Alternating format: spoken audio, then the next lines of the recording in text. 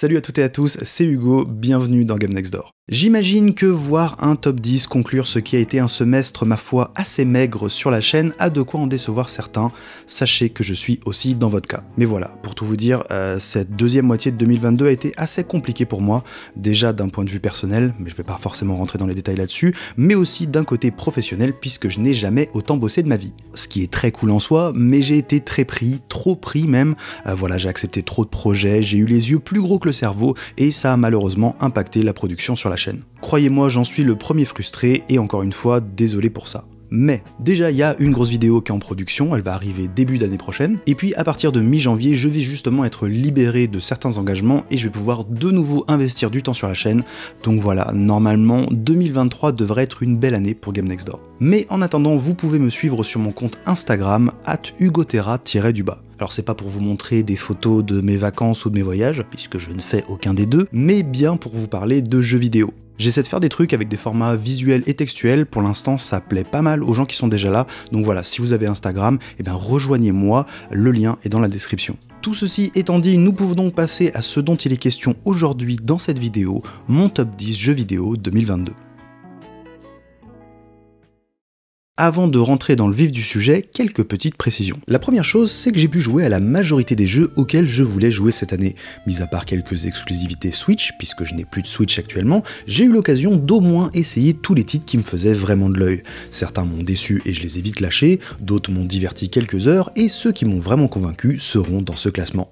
Mais ça veut quand même dire que ce classement est un classement personnel, et il est beaucoup plus représentatif de mes propres goûts que d'une sorte de prise de hauteur sur l'ensemble du jeu vidéo produit en 2022. Ça fait un moment que j'ai accepté de ne pas pouvoir m'intéresser à tout, et entre nous, si quelqu'un prétend s'intéresser à l'entièreté du jeu vidéo actuel, c'est soit un naïf, soit un mytho, et il est donc très possible que des jeux que vous ayez adorés cette année ne soient pas dans ce classement, et c'est normal parce que vous n'êtes pas moi. S'il n'y a pas de JRPG ou de jeux multi-compétitifs, ne faites pas les surpris. Le deuxième point, c'est que si cette année 2022 a été plutôt un bon cru pour moi, il y a eu de bons voire de très bons jeux, je dois cependant admettre que pour la troisième année consécutive, je n'ai pas eu ce coup de cœur, cette grosse claque vidéoludique qui va me donner des réflexions et donc du contenu pour les années à venir. C'est pas grave, peut-être que je me fais vieux aussi, mais ça veut cependant dire qu'à mes yeux, le niveau général de ce classement n'est pas stratosphérique non plus. On est assez loin d'une année 2019 ou 2017 par exemple.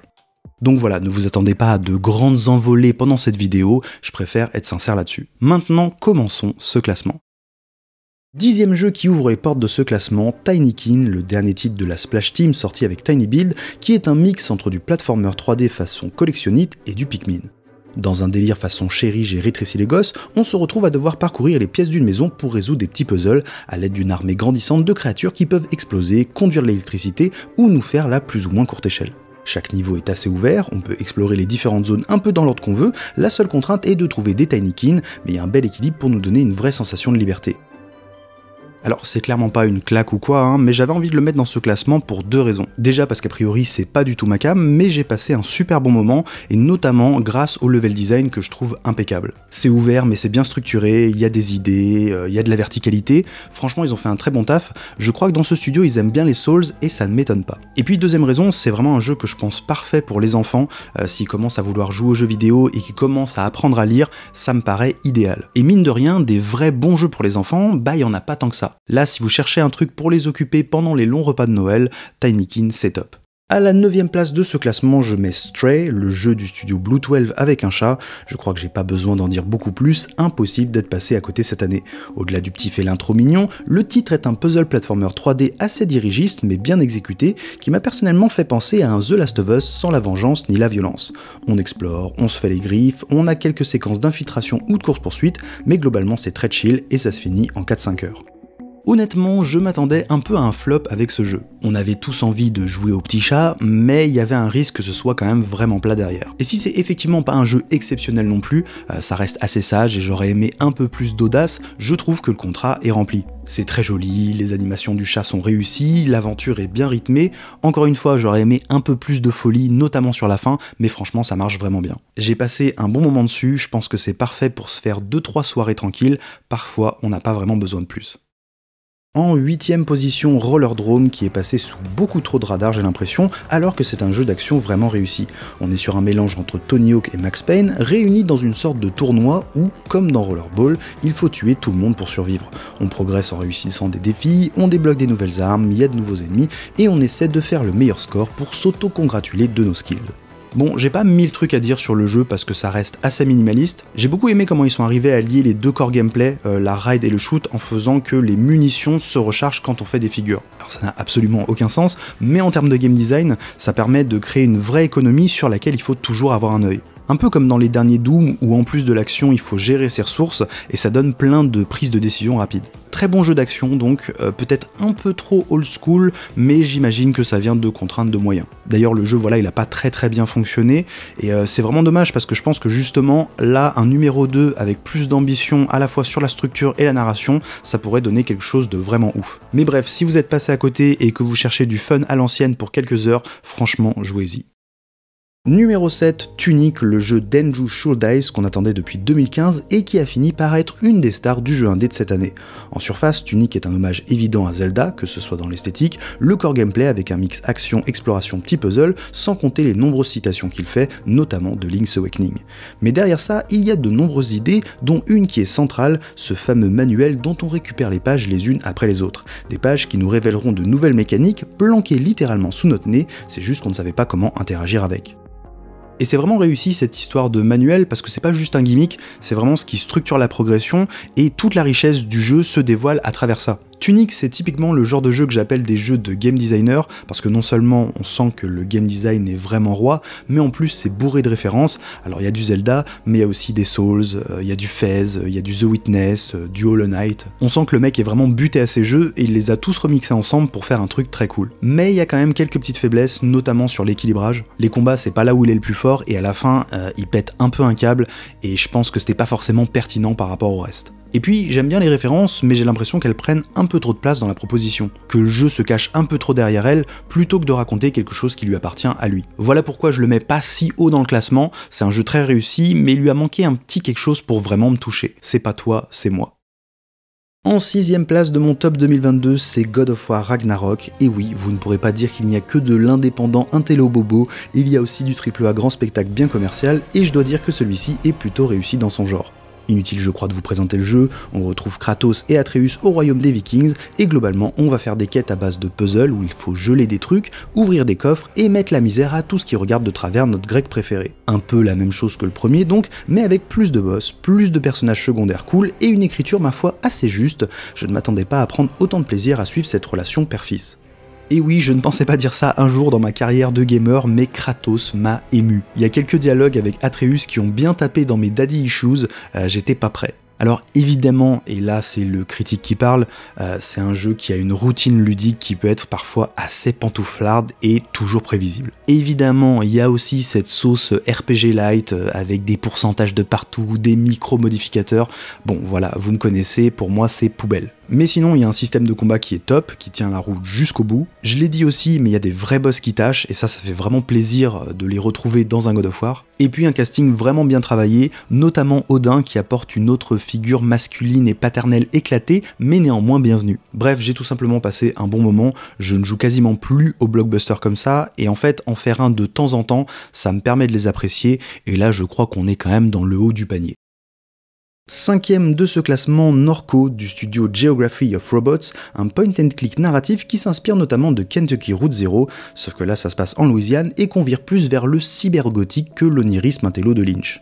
Dans ce jeu, on suit le retour d'une jeune fille à Norco, sa ville natale, après des années à essayer de s'en détacher parce que sa mère vient de mourir. Sur place, on va découvrir une sorte de complot qui mêle des grosses entreprises pétrolières, de la high-tech et du fanatisme religieux. On explore, on discute beaucoup, on résout quelques petites énigmes assez simples et parfois on se bastonne via une mise en jeu proche d'un JRPG. Mais l'ensemble brille surtout par son univers, autant sur la forme, avec quelques tableaux assez saisissants, que sur le fond, avec de l'humour, de la mélancolie et de la bonne grosse déprime.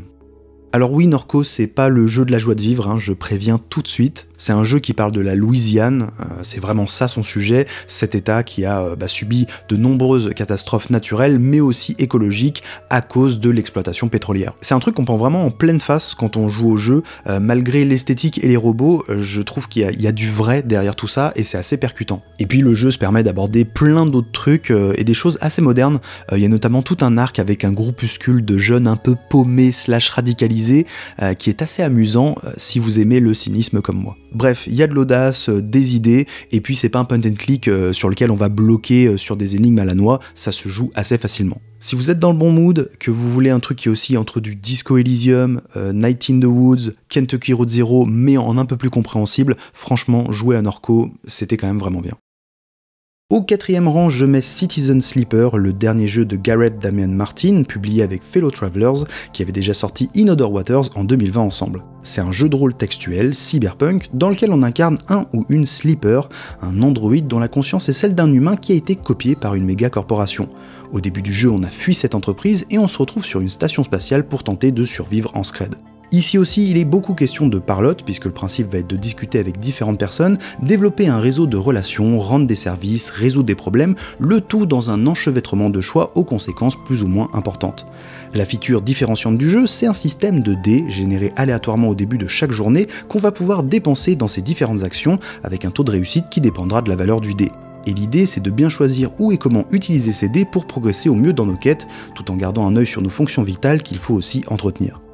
Et ce système de dés, je le trouve très malin parce qu'il est assez addictif, ça c'est le pouvoir de l'aléatoire, mais c'est fait au service de la vraie force du jeu, à savoir ses dialogues et son univers. Il y a ce côté one more turn, mais c'est pour nous engager dans l'histoire et non pas dans le système en tant que tel. Et puis de toute façon, voilà, le jeu a une fin, ça se termine en une petite dizaine d'heures, on n'est pas là pour y passer des années comme dans un Diablo. La galerie de personnages est réussie, je trouve que le jeu arrive à faire des dilemmes vraiment intéressants et nuancés avec eux. Et puis sur le côté cyberpunk, c'est un jeu qui explore cette question de la technologie, sur sa capacité à nous libérer et ou nous asservir, avec plein de réflexions et de réponses possibles. J'ai donc passé un très bon moment dessus, c'est vraiment un jeu qui réussit à peu près tout ce qu'il entreprend. Et j'en place une aussi au passage pour la bande son composée par Amos Roddy, qui est vraiment réussie et qui s'écoute aussi très bien à côté pour travailler dans une ambiance cyber chill.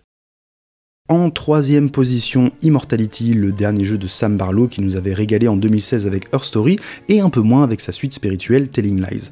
Comme dans ses jeux précédents, il s'agit toujours de mener une enquête en se reposant sur des séquences filmées, sauf qu'ici ce n'est plus des mots-clés qu'on utilise, mais des motifs qu'on trouve directement dans les images.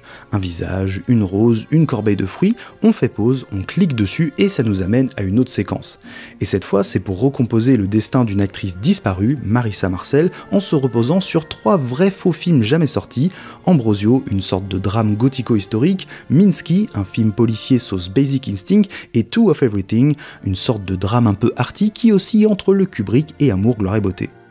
Bon, Immortality, c'est vraiment une réussite pour moi, on sent l'héritage de Her Story, mais on a vraiment passé un cap, autant sur le plan formel que conceptuel. Les 3 faux films sont bien réalisés, les coulisses encore plus, les acteurs sont bons, les décors sont bien. On sent que ça reste un peu cheap, mais avec le formatage un peu style found footage, je trouve que ça marche vraiment bien et j'ai pris beaucoup de plaisir à découvrir ces 3 films. Et puis même cette idée de naviguer entre les séquences via des motifs, via des images, c'est pas gratuit en fait. C'est une sorte de puzzle de symboles et de concepts, et à force de les lier entre eux, on se rend compte que cette liaison, elle nous raconte quelque chose. Et puis il y a des twists, des petites surprises comme dans Her Story. Franchement, Sam Barlow, je trouve qu'il arrive à vraiment bien dévoiler les différentes strates comme ça de son histoire au fur et à mesure qu'on avance, alors que c'est des jeux ouverts, et ça c'est vraiment une prouesse en soi. J'ai juste pas été hyper convaincu parce que le jeu voulait raconter au fond, parce que voilà, il y a vraiment un fil rouge quand même qui se dessine dans cet imbroglio de film, mais voilà, ça m'a pas bouleversé non plus. La façon dont c'est amené, je trouve ça super,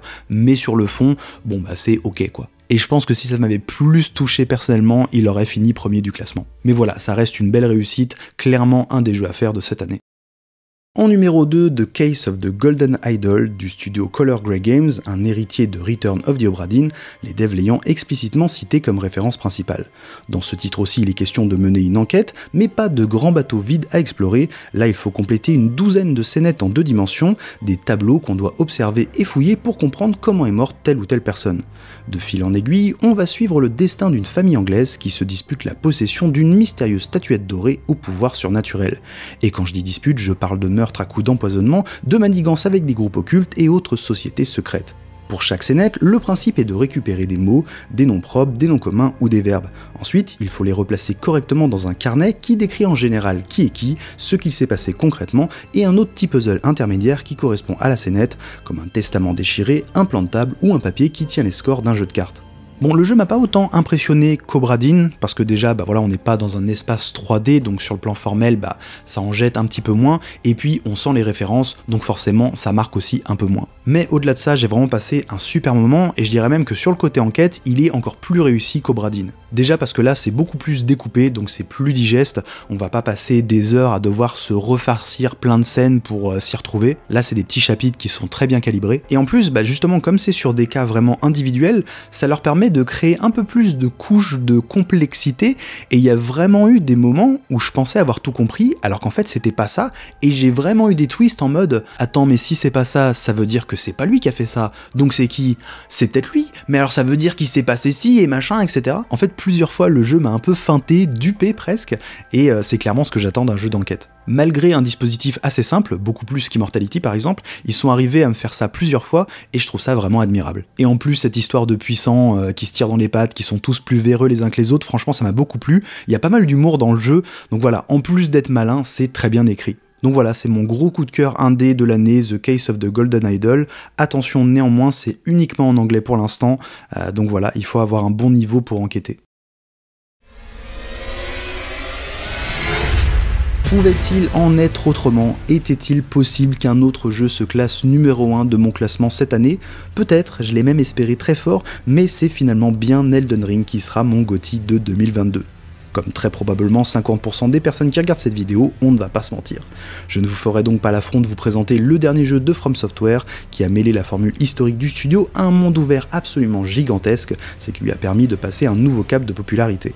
C'est le jeu dont tout le monde a parlé cette année, c'est celui qui a marqué la culture jeu vidéo, bref, on a assisté à un véritable couronnement et subjectivement comme objectivement, difficile de voir un jeu plus important que celui-ci en 2022. Et je ne vais pas m'étendre plus que ça sur Elden Ring puisque ce sera le sujet de la prochaine vidéo. Mais ce que je peux vous dire là, c'est que personnellement, je ne pense pas qu'Elden Ring soit ce chef-d'œuvre absolu et rayonnant. Il n'y a pas de problème, on peut le penser, mais c'est pas mon cas. C'est un jeu qui fait des choses grandioses, qui a vraiment des fulgurances en termes de game design, et c'est pour ça qu'il est à cette place dans mon classement. Mais il est loin d'être parfait, et à mes yeux, il tombe dans un certain nombre de travers et de pièges qui me gênent un peu, et encore plus vis-à-vis de ce à quoi m'avait habitué From Software. Mais voilà, je reste volontairement vague, on en reparlera bientôt en vidéo. Et puis bon, quel jeu quand même, il y a eu de grands moments sur Elden Ring, c'est mon GOTY 2022.